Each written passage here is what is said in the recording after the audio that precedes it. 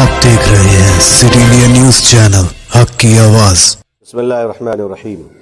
अस्सलामु अलैकुम वरहमतुल्लाहि वबरकातुहू। बहुत दिनों से जब से ये कोरोना वायरस का माहौल चला है और वहशतें फैली हैं, अल्लाह ताला इस मर्ज़ से हम सब की और पूरे भारतवासी की और पूरी दुनिया की इंसानियत को अल्लाह राहत अता फ़रमाए, हिफाजत फ़रमाए। लेकिन ऐसा लग रहा था कि भारत में जब से कोरोना वायरस के ख़िलाफ़ लड़ाई शुरू हुई और मुअज़्ज़ज़ वज़ीर आज़म जनाब नरेंद्र मोदी साहब के ऐलान के बाद भारत सरकार के साथ सारे लोग हो गए, मुसलमान भाई, हिंदू भाई, सारे लोग हो गए। उसके बाद एक शांति सा लगा कि भारत एक शांति की तरफ जा रहा है। हम सब भाई बनकर इंसानियत के लिए काम कर रहे हैं और पिछले 10-15 दिनों से कोई धर्म ख़तरे में नहीं आया, कोई धर्म ख़तरे में नहीं आया, कोई किसी को पाकिस्तान नहीं भेज रहा था सुबह उठकर, कोई उल्टियाँ नहीं कर रहा था। लेकिन अचानक ऐसा लगता है जैसे कोरोना वायरस की दवा मिल गई है हिंदू मुसलमान। वो मीडिया, मुझे बड़े अफसोस के साथ कहना पड़ रहा है, आप लोग भी मीडिया के लोग हैं, लेकिन चंद वो मीडिया जिनके पेट में मड़ोर हो रही थी, रातों की नींद खराब हो रही थी कि उनकी दुकानें कैसे चलेंगी, क्योंकि वो नफ़रतों की बुनियाद पर ही अपनी दुकान चलाया करते थे। वो नफ़रत बोला करते थे, नफ़रत खाते हैं, नफ़रत पीते हैं, नफ़रत लेते हैं, नफ़रतों पे सोते हैं। उनको मिल गया दिल्ली मरकज़, निज़ामुद्दीन, तबलीगी जमात, न जाने क्या क्या कह दिया। मैं पूछता हूँ कि भाई होश के नाखून लो। इटली में कौन सी तबलीगी जमात गई थी? चाइना के हुआन में कौन सी तबलीगी जमात थी? अमेरिका परेशान है, वहाँ कौन सी तबलीगी जमात थी? भारत में भी पंजाब में जो कोरोना वायरस आया, बंगाल में बाहर से ब्रिटेन से लोग आए, लंदन से लोग आए, क्वारंटाइन में भेजे गए।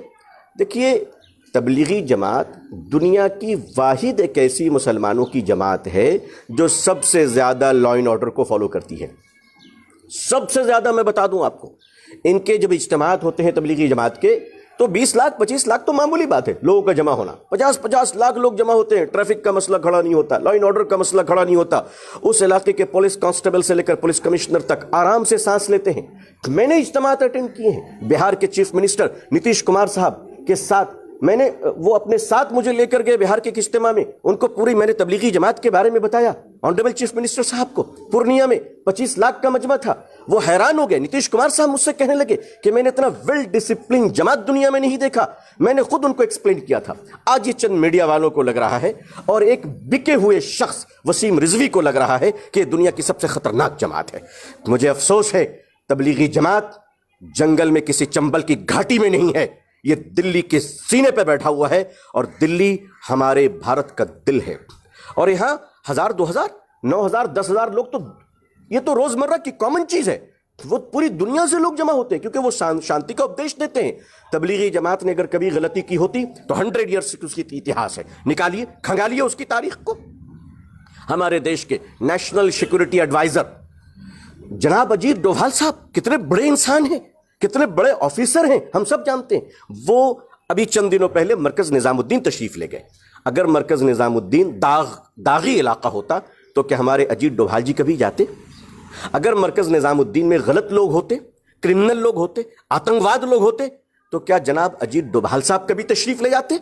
अजीत डोभाल जी जानते हैं, अजीत डोभाल साहब जानते हैं कि वहां शरीफ लोग रहते हैं, ईमान की तरफ बुलाने वाले, दीन की तरफ बुलाने वाले, सच्चाइयों की तरफ बुलाने वाले, ईमानदारी की तरफ बुलाने वाले। तबलीगी जमात दुनिया की वाहिद ऐसी जमात है जो गली गली घूम के चाय की दुकानों से, अड्डों से, क्लब से, कैरम बोर्ड से, ताश के पत्तों से, गांजा पीने वाले, चरस पीने वाले भाई कहकर, प्यारे कहकर, बेटे कहकर, चेहरे को चूम कर उनको मोहब्बत से बुला के मस्जिद की तरफ लाती कि देखो सच बोलो, ईमानदारी से चलो, बेईमानी मत करो, मिलावट मत करो। अच्छे बुरे लोग हर जगह होते हैं, लेकिन अच्छे और बुरे लोगों की वजह से आप किसी जमात को दागी नहीं कह सकते हैं। तबलीगी जमात दुनिया की एक साफ सुथरी जमात है। हाँ, मुझ जैसा इंसान गंदा हो सकता है, हाँ मुझसे गलतियां हो सकती हैं, लेकिन मरकज में जो लोग जमा हुए 2,500-3 हजार, एक मामूली बात है वहां पे जमा होना। लेकिन इस बात को मत भूलिए कि 2,500-3 हजार लोग जब जमा हुए थे, उस वक्त भारत में लॉकडाउन नहीं था। उस वक्त कोरोना वायरस दुनिया में आ रही थी, मगर भारत सरकार ने कोई गाइडलाइन नहीं दिया था। वहां मशवरे चल रहे थे। लॉकडाउन आपने स्टार्ट किया, 2,500 में 1,500 लोग जा चुके थे, 1,000 लोग अटक गए। मैं आपसे पूछता हूं, भारत के जनाब वजीर आजम साहब ने लॉकडाउन अचानक किया था, कोई टाइम देकर नहीं किया था। उन्होंने क्या ऐलान फरमाया कि जो जहां है वहीं ठहर जाएं। मैं कहता हूं जो लोग निजामुद्दीन में थे ان کو کیا پارکوں میں جا کے ٹہلنا چاہیے تھا؟ ان کو کہاں جانا چاہیے تھا؟ وہ وہیں ٹھہر گئے بھارت کے پردھان منتری کے آدیش کا سمان کرتے ہوئے وہیں ٹھہر گئے۔ اب حضرت نظام الدین، مرکز کے بزرگوں نے، ذمہ داروں نے، حضرت جی نے پولیس کو، ایڈمنسٹریشن کو لکھ کر دیا کہ ہمارے پاس 1000 لوگ موجود ہیں، ان کو بھیجنے کا انتظام کیجیے۔ دیکھیے جب آدمی پھنس جاتا ہے نا، یہ لوگ کہتے ہیں نا چھپے ہوئے ہیں، ان کی مانسکتا گندی ہے۔ ویشنو دیوی کے مندر میں اگر لوگ پھنس جائے شردھالو، تو ہم کبھی چھپے ہوئے کا شبد کا پریوگ نہیں کرتے، ہم کہتے پھنسے ہوئے۔ پھنسنے اور چھپنے میں فرق ہوتا ہے، چھپتے ہیں چور اور ڈکیت۔ اسی لیے میں نے کہا کہ نظام الدین مرکز چنبل کی گھاٹی میں نہیں ہے، دلی میں ہے، وہاں لوگ چھپے نہیں، پھنسے ہیں۔ جب لوگ پھنس جاتے ہیں تو ان کو ریسکیو کرنے کی ذمہ داری سرکار کی ہوتی ہے، آرمی کی ہوتی ہے، فوج کی ہوتی ہے۔ جب 370 ختم کرنا تھا کشمیر میں، تو وہاں جتنے درشن کرنے کے لیے شردھالو گئے تھے ان کو ہماری آرمی نے ریسکیو کر کے نکالا اور باحفاظت لایا، کسی کو چوٹ نہیں لگی۔ ہم اللہ کا شکر ادا کرتے ہیں کہ ساری انسانیت محفوظ رہی۔ دلی نظام الدین کے مرکز نے دیکھیں، نظام الدین جو بنگلے والی مسجد ہے، جو تبلیغی جماعت کا مرکز ہے، اس کے چند قدم فاصلے پر پولیس اسٹیشن ہے۔ پولیس کو سب کچھ معلوم ہے۔ اگر پولیس کہتی ہے ہم کو نہیں معلوم ہے، تب تو سرکار کو سوچنا چاہیے کہ وہ کیا کر رہی ہے۔ پولیس انٹیلیجنس کے بندے وہاں پہ ہمیشہ گھومتے رہتے ہیں۔ آپ نے جب لاک ڈاؤن کیا، ہم نے آپ کے فرمان کو مانا ہے، ہم سرکار کے ساتھ ہیں، ہم بھارت کے ماننیہ پردھان منتری جی کے ساتھ ہیں۔ دارالعلوم دیوبند نے، آل انڈیا مسلم پسند لا بورڈ نے، امارت شریعہ بہار نے، حضرت مولانا سید محمد ولی رحمانی صاحب دامت برکاتہم نے، جماعت اسلامی نے، جمیعت العلماء ہند نے، ملی کونسل نے، مشاورت نے، دیوبندی نے، بریلوی نے، اہل حدیث نے، شیعہ نے، سب نے اعلان کیا کہ ہم لاک ڈاؤن کو مانیں گے۔ اسی اعلان کی برکت ہے کہ آج مسجد میں باہر سے نماز پڑھنے نہیں جا رہے، میں اپنے گھر پہ نماز پڑھ رہا ہوں۔ 2-3 آدمی، مؤذن صاحب، امام صاحب مسجد کو آباد رکھے ہوئے، اگر ہم نہیں مان رہے ہیں تو کیسے چل رہا ہے؟ لیکن جس طرح سے کچھ لوگوں نے، اسپیشلی ہمارے ویسٹ بنگال کی مہیلا پرکوشٹ ویمنس ونگ کی پریزیڈنٹ میری بہن لاکٹ چٹرجی صاحبہ، جو ہوگلی سے آنریبل ممبر آف پارلیمنٹ ہے اور بی جے پی کی مہیلا پرکوشٹ کی ادھیکشا ہیں، انہوں نے جس طرح کے بیانات دیے، مجھے آشچرج لگتا ہے کہ آپ کیا کرنا چاہتے ہیں اس کو۔ اس سنکٹ کی گھڑی میں بھی آپ کو راجنیت سوج رہی ہے، اس سنکٹ کی گھڑی میں بھی آپ راجنیتی کے بیوپاری بنے ہوئے ہیں، آپ نفرتیں پھیلا رہی ہیں۔ نہیں، ایسی بات نہ کریں، سیکھیں ماننیہ پردھان منتری جی سے کیسے بات کی جا سکتی ہے، سیکھیں ہمارے بنگال کے آنریبل چیف منسٹر ممتا دیدی صاحبہ سے کہ وہ کیسے سب کو لے کر چل رہی ہیں۔ آپ نے نظام الدین پہ بنگلے والی مسجد میں پھنسے ہوئے لوگوں کو آپ نے کیا کیا کہہ دیا؟ میں پوچھتا ہوں، لاک ڈاؤن کے بعد 2-2.5 لاکھ لوگ دلی کے آنند بہار بس اسٹینڈ پہ جو مزدور پھنس گئے تھے، ان کا ٹیسٹ کروایا آپ نے؟ ذرا ان کا بھی ٹیسٹ کروائیے، پھر پتہ چل جائے گا کتنے ایفیکٹو لوگ ہیں۔ آپ کے پاس، ہمارے پاس کوئی سادھن نہیں، ہمارے مزدور پھنس گئے، لوگ 400 کلومیٹر اپنی فیملی کو، اپنے بیوی بچوں کو گود اور کاندھے پہ لے کر دیش میں چل رہے ہیں۔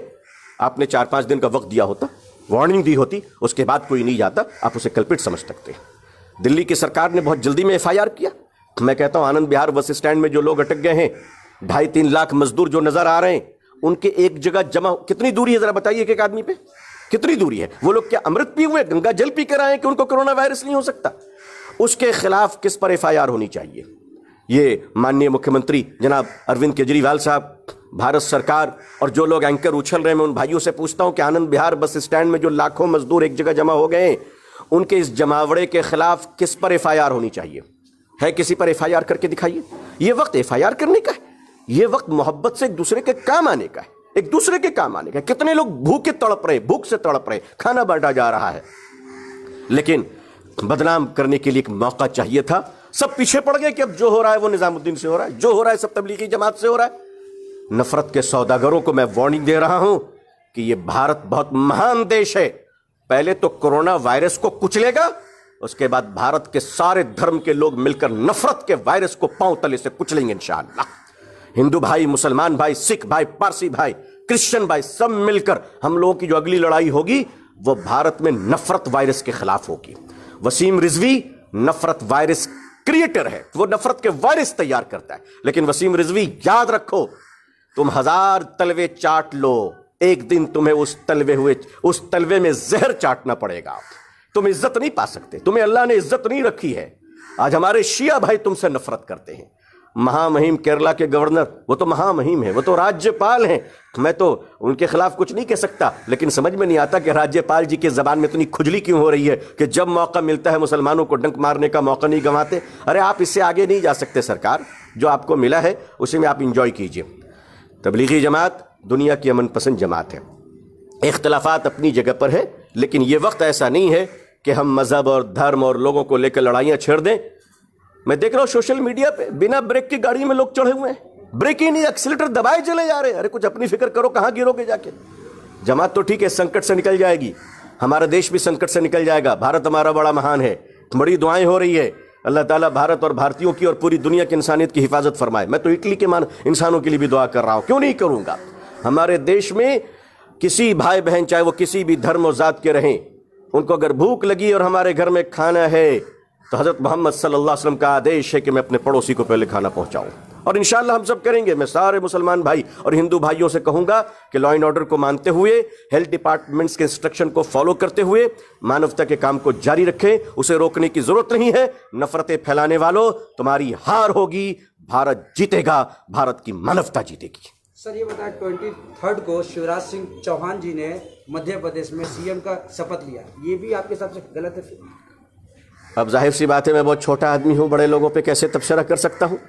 काश 200-250 लोग जमा थे। नहीं, माननीय उत्तर प्रदेश के माननीय मुख्यमंत्री जनाब योगी जी लॉकडाउन के दूसरे दिन 25 तारीख को 23 तारीख तक संसद भी चला। हाँ, और उसमें कुछ ऐसे लोग थे जो कनिका कपूर गायक की पार्टी में, जिसको कोरोना पॉजिटिव, उसमें भी नहीं, वो असल में आप लोग गलत समझ रहे हैं। वो क्या नाम था? कनिका कपूर। हाँ, कनिका कपूर जी चिल्ला लगाने आई थी भारत में।